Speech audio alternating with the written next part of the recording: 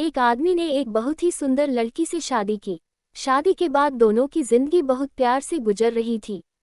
वो उसे बहुत चाहता था और उसकी सुंदरता की हमेशा तारीफ किया करता था। लेकिन कुछ महीनों के बाद लड़की चर्मरोग से ग्रसित हो गई और धीरे धीरे उसकी खूबसूरती जाने लगी। खुद को इस तरह देख उसके मन में डर समाने लगा कि यदि वह बदसूरत हो गई तो उसका पति उससे नफरत करने लगेगा और वह उसकी नफरत बर्दाश्त नहीं कर पाएगी। इस बीच एक दिन पति को किसी काम से शहर से बाहर जाना पड़ा। काम खत्म कर जब वह घर वापस लौट रहा था, उसका दुर्घटना हो गया।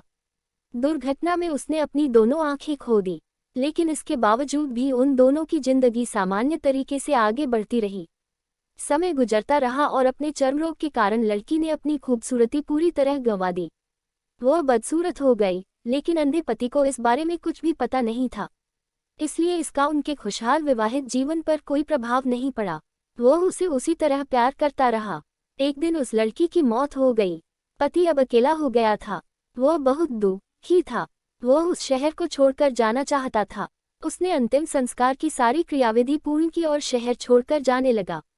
तभी एक आदमी ने पीछे से उसे पुकारा और पास आकर कहा, अब तुम बिना सहारे के अकेले कैसे चल पाओगे? इतने साल तो तुम्हारी पत्नी तुम्हारी मदद किया करती थी।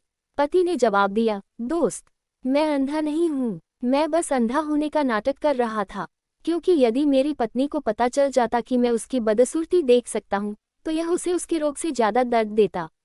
इसलिए मैंने इतने साल अंधे होने का दिखावा किया। वह बहुत अच्छी पत्नी थी, मैं बस उसे खुश रखना चाहता था। सीख, खुश रहने के लिए हमें भी एक दूसरे की कमियों के प्रति आंखें बंद कर लेनी चाहिए और उन कमियों को नजरअंदाज